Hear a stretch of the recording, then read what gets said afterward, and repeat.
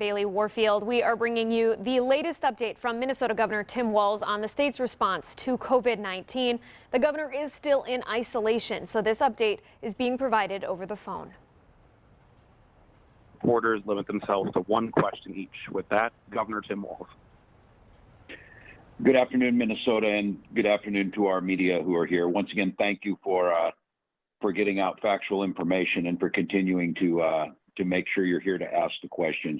Much like yesterday, I want to keep our briefing relatively short and leave the bulk of the time for questions. Unfortunately, again today, we have 2 more deaths, bringing our total to 629 positive tests. Commissioner Malcolm will go into greater detail, and I think as she and all of us reminded, those are the ones that are tested. We know that the numbers are much broader than that. I encourage people to continue on the social distancing. I know that this is running into another very good trait of Minnesotans. We consistently rank as one of the healthiest states. It's because people do a lot of outdoor activities, but we're seeing crowds that are a little too big, especially around the lakes. And I would encourage people to continue to think about this and continue to know this is one of the biggest differences we can make. I'd also note that state business continues as normal. We'll be seeing, we had an extension, of course, on tax filing, but revenue is still working. Tomorrow is Census Day. We'll be talking a little more about that. And then, for an example, after I finish this call, we'll be going on video conferencing and doing interviews for the open spot on the Minnesota Court of Appeals. And that is, of course, following the same process through the Judicial Selection Committee and then on to me. I'd just like to update you on just a couple of things that we are doing today, dealing with executive orders. I signed Executive Order 2025 this morning, authorizing peace officers, firefighters, and security-related licensing modifications. What this really means is the way the system is set up, we have several thousand firefighters, police officers, and security personnel that their licenses will be expiring on June 30th, 2020, and then through the normal process, they would re-up and get those done. We're just extending that time period till January 1st, 2021, so that they can focus on their frontline job. They can focus on what needs to be done, not a burden for them. So just so you know, there's no shortcuts being taken in this. These are already licensed folks who are out there doing the work they need to do. The second executive order today was 2026. Ensuring continuing operations in the medical cannabis program. This is an essential service for folks, therapeutic and palliative care for folks. We want to make sure that we make this as easy as possible for them. So what this does is just extends the recertification date for current patients that were set to expire over the next few months. They usually have to come back in, recertify, and go forward. This will just simply extend that out.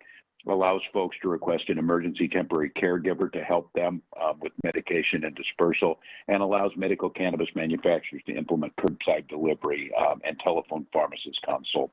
I'll let Minnesotans know we have the strict protocols in place for this, but this just eases the ability to get this to the folks who need it. So just a couple of those executive orders. As I said, business as usual. You'll hear from the details of the implementation plan that is the main focus of what we're doing now. So I'll turn that over to Commissioner Malcolm at this time. Thank you, Governor. Good afternoon, everyone. As the governor indicated, we have unfortunately 2 more deaths to report in Minnesota today.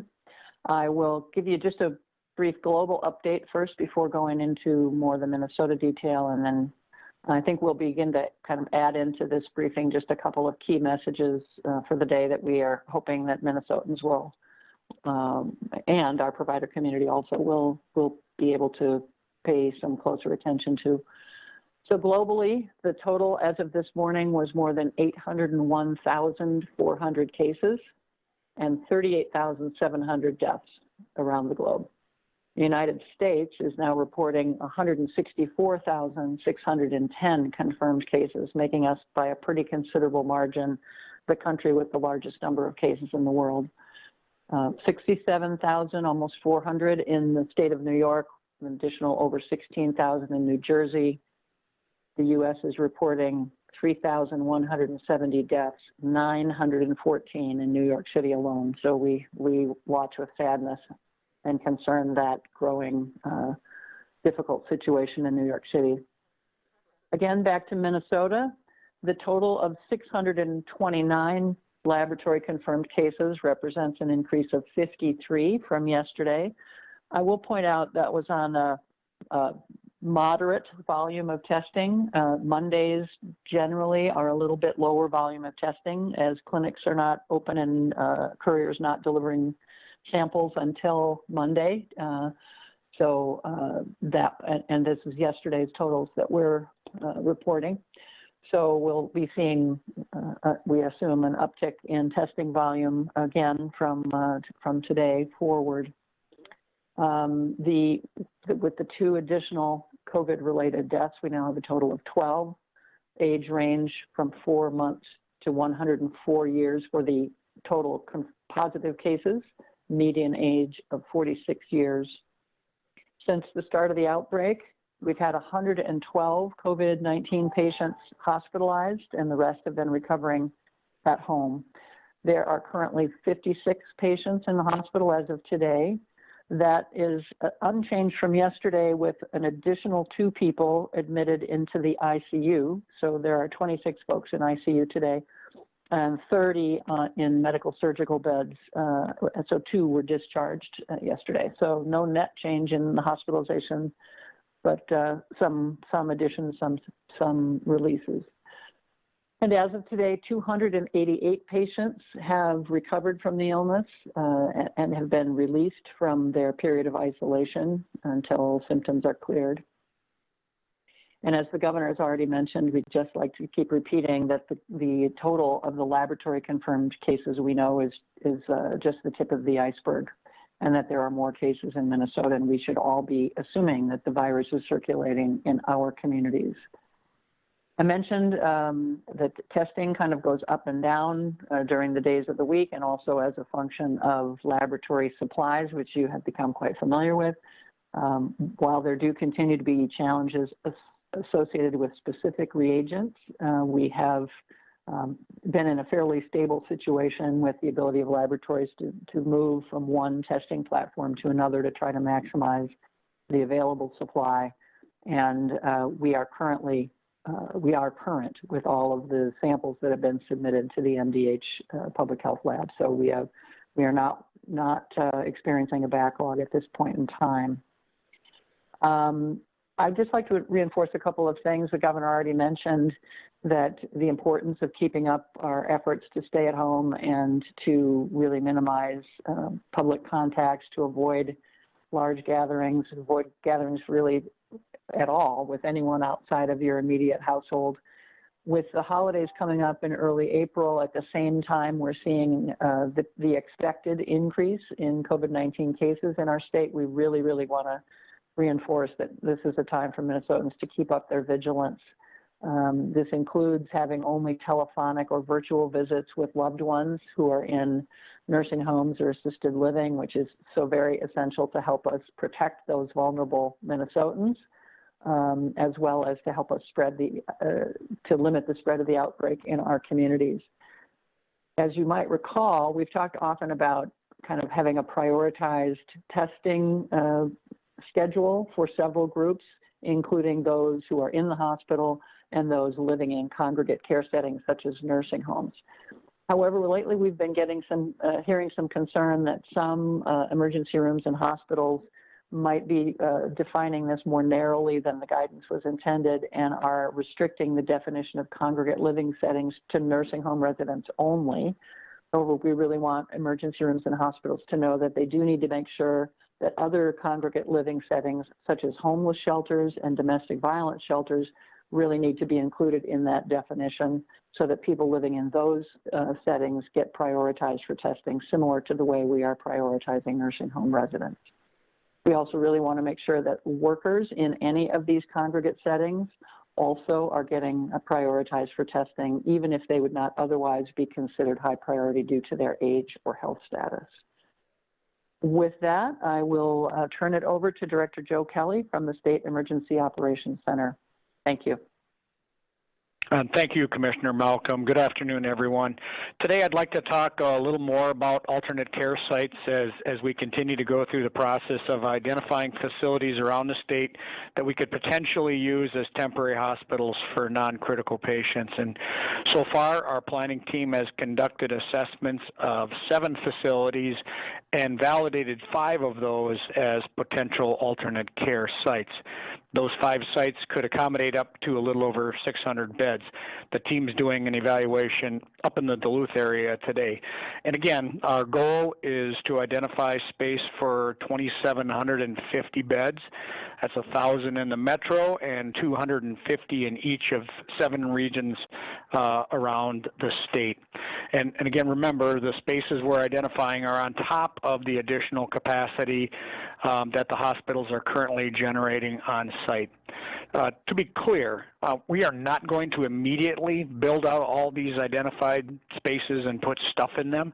We will convert facilities for this use where and when we need to. After we've selected facilities around the state that we could potentially need, we'll finalize the conversion plans. And by that I mean create schematic drawings, build materials lists, calculate work time estimates and budget sheets. And we'll work with the Corps of Engineers, get their help to line up contractors to do the work if and when we're ready to go. Our goal, and what we will have in place, is the ability to have a facility remodeled, if you will, and operational within 48 to 72 hours of deciding to move forward. At the same time, we'll develop a catalog of furnishings, equipment, and supplies we'll need to make the facility a functioning care site and figure out the sources of those materials.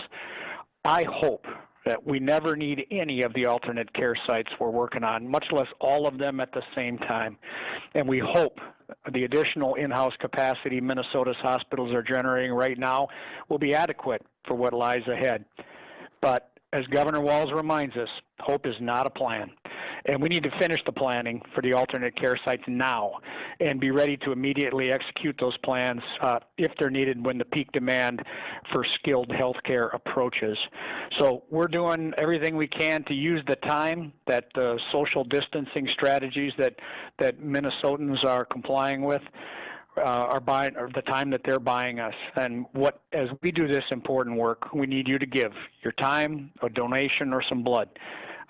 Thank you. I'll turn it over to Commissioner Steve Grove of the Department of Employment and Economic Development now. Commissioner? Thanks, Director Kelly. Hello, everybody.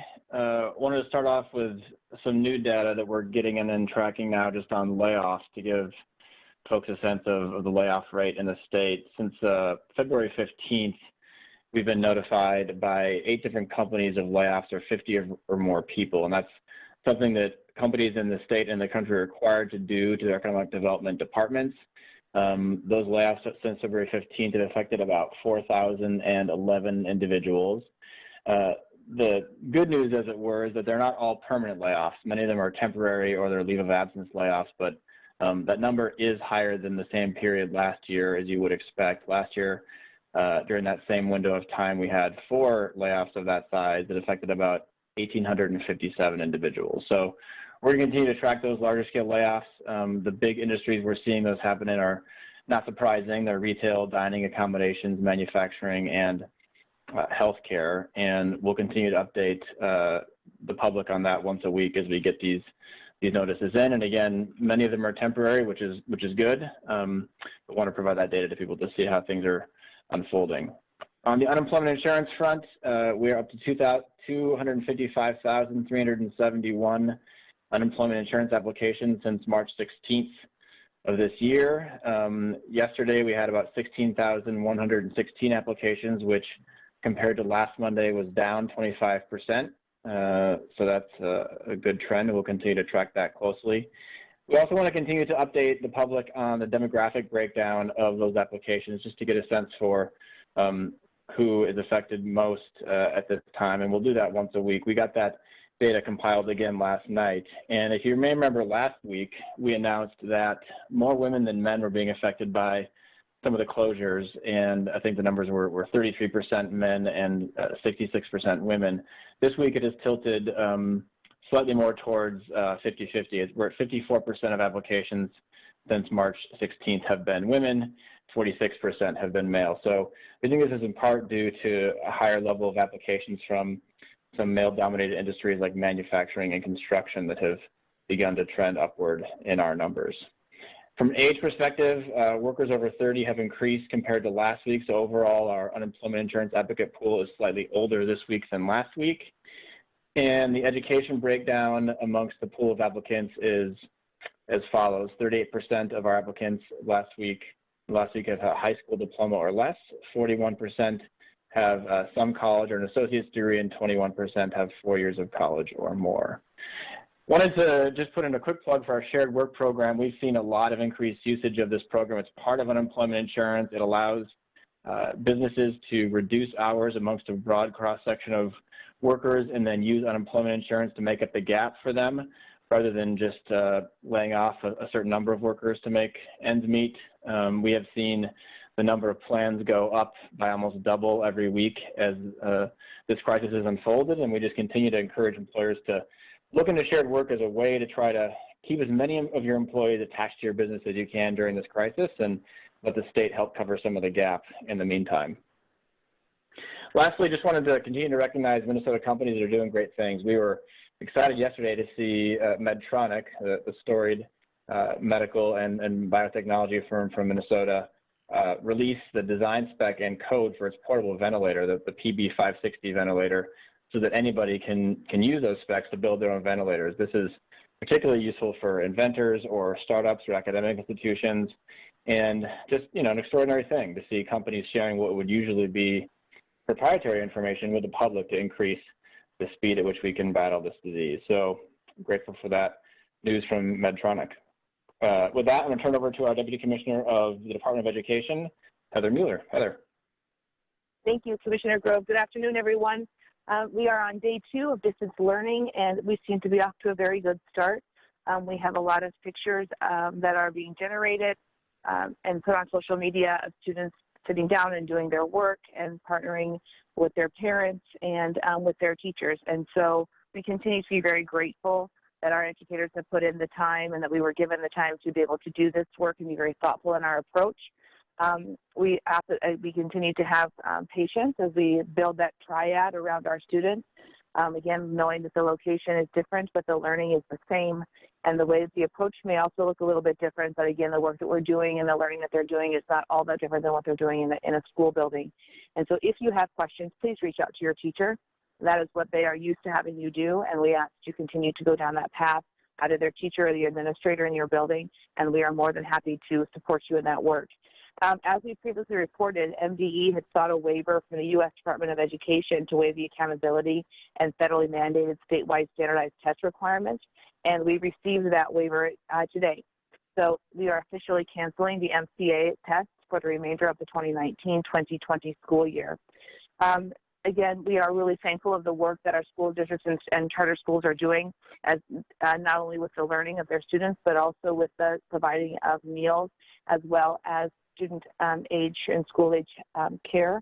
And so we're proud to report that during that 8-day planning period between March 18th and March 27th, districts and charters in Minnesota served over 1.2 million meals on average and had an average of 3,276 students per day receiving school-age care.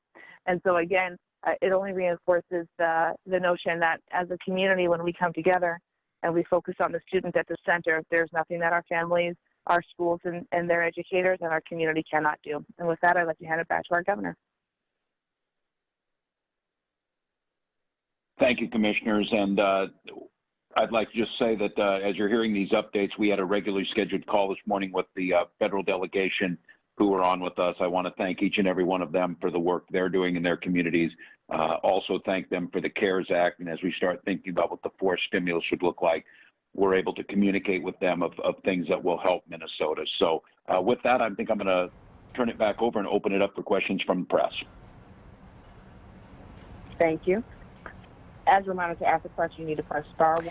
That was an update from Minnesota Governor Tim Walz and other Minnesota leaders on the state's response to COVID-19. In case you were wondering, Wisconsin Governor Tony Evers did not hold a press conference today. We will continue to track developments throughout this afternoon and bring you the latest on the WDIO.com website as well as our mobile app. And as always, we'll have the latest on WDIO News at 5. Thank you for joining us. This has been a WDIO News special report. Breaking the ban.